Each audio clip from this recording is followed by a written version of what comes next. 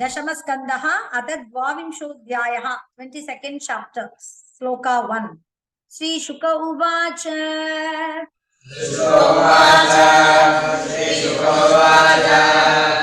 हेमन्ते प्रथमे मासी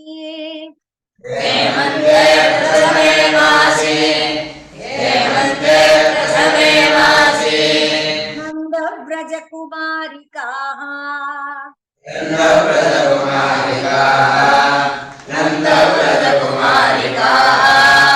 तेरुर्हविष्यं भुञ्जानाः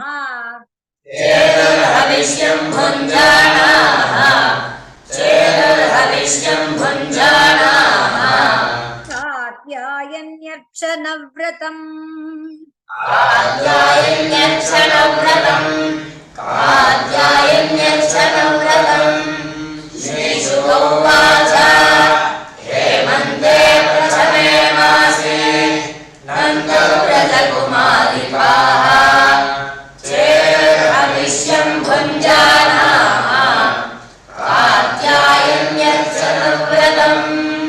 आप्लुत्याम्भसि कालिन्द्या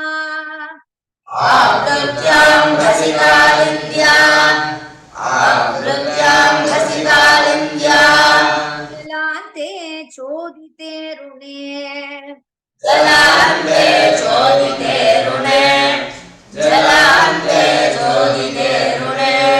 कृत्वा प्रतिकृतिं देवीम्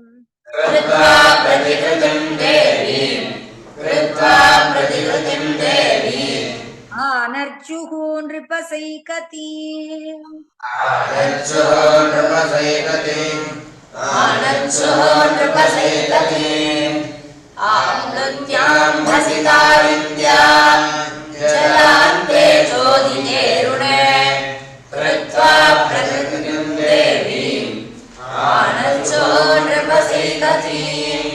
गन्धैर्माल्ये सुरभिभिः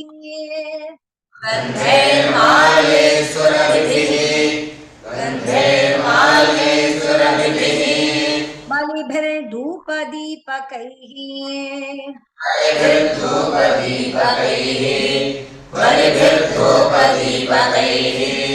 उच्चावचैश्चोपहारैः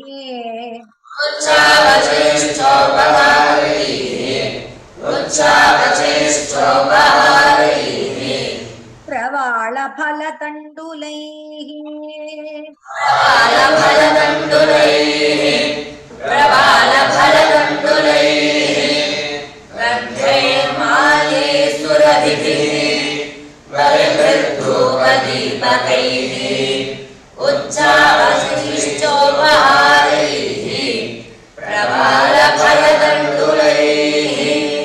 कात्यायनि महामाये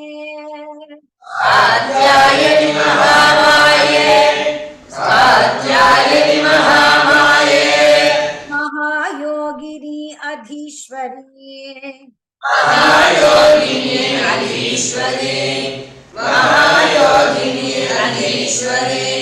नन्दगोपसुतं देवी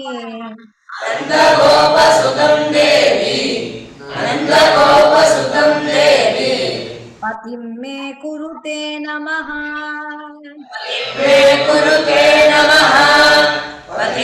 मन्त्रं जपन्त्यस्ताः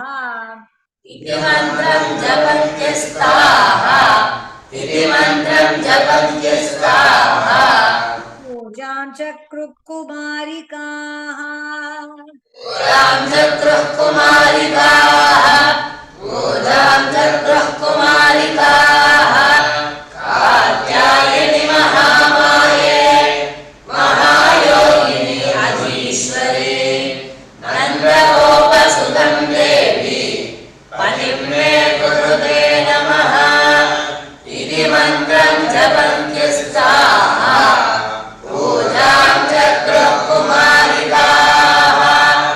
एवं मासं व्रतं चेरुः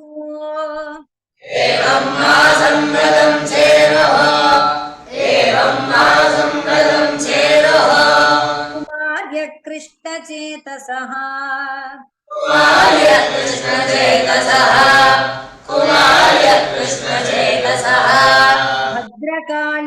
समानर्चुः भद्रकालीं समानर्चुः भद्रकालीं समानर्चुः भूयानन्दसुतः पतिः भूयानन्दसुतः पतिः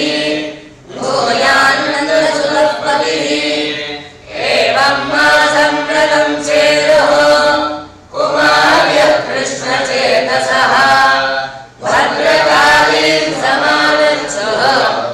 भूयानन्दसुतः पतिः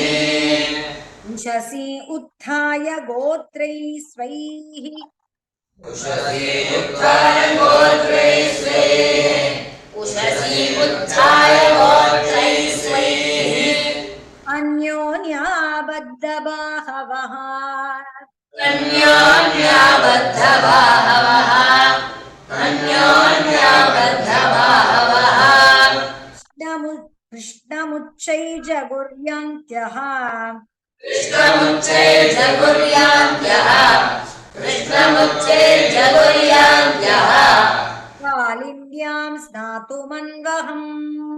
कालिन्द्यां स्नातुमन्वहम् कालिन्द्यां स्नातुमन्वहम् उषसि उत्थाय गोत्रैः अन्योन्याबद्धबाहवः कृष्णमुच्चैर्जगुर्यान्त्यः कालिन्द्यां स्नातुमन्वहम् नद्यां कदाचित् आगत्य नद्यां कदाचिदागत्य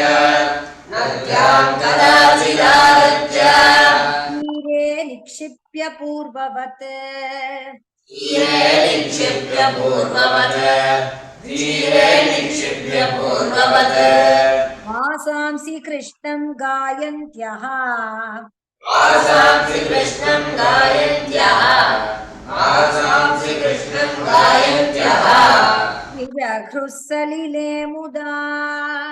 सलिले मुदा सलिले मुदा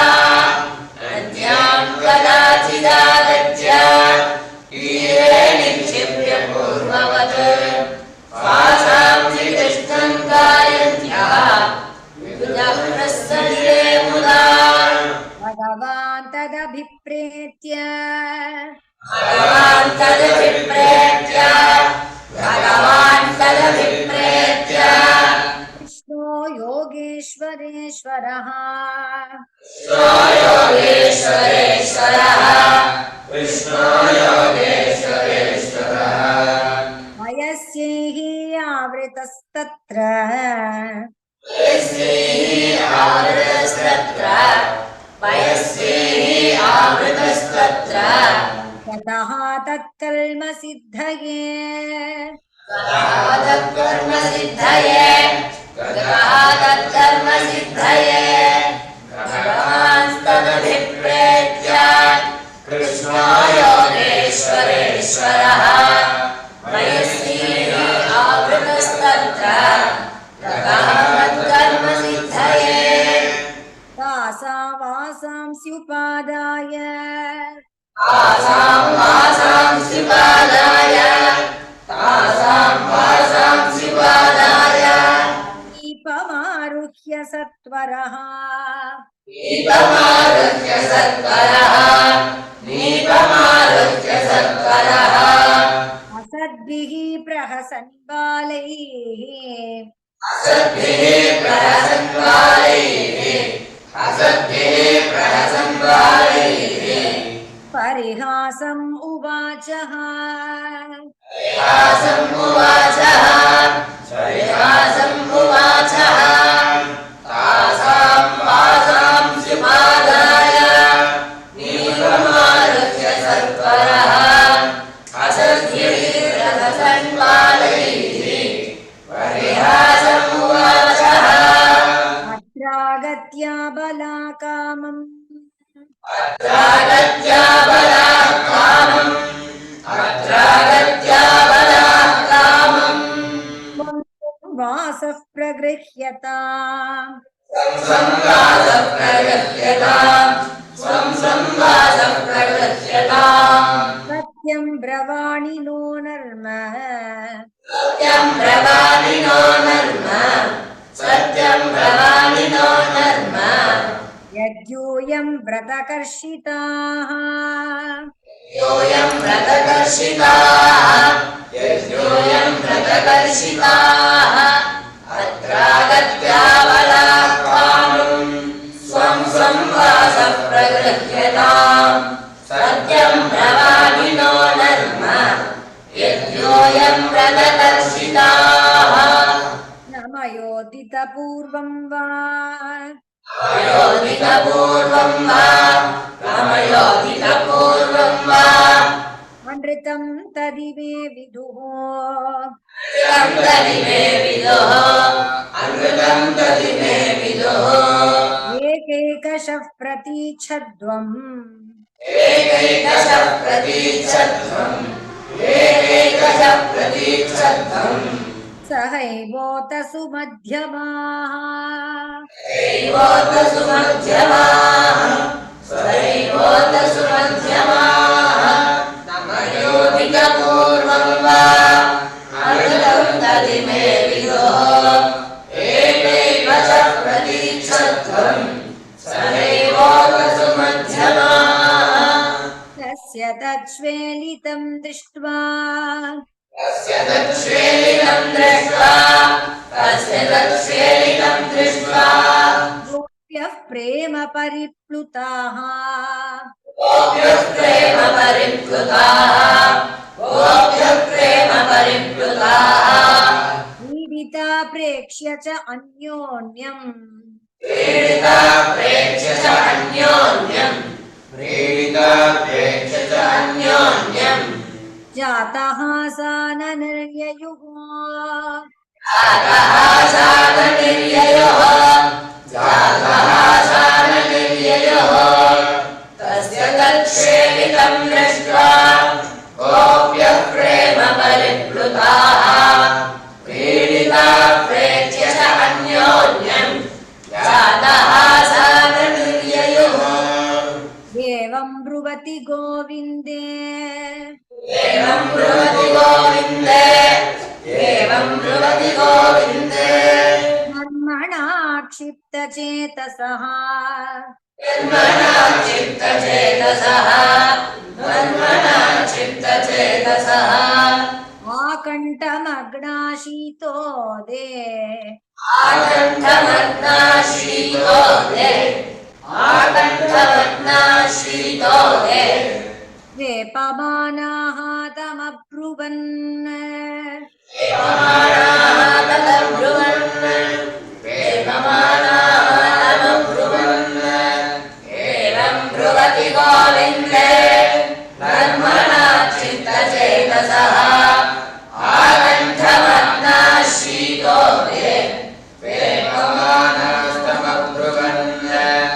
आनयम्बो कृतास्त्वां तु आलयं भोक्तृथास्त्वां तो आलयं भोक्तृथास्त्वां तो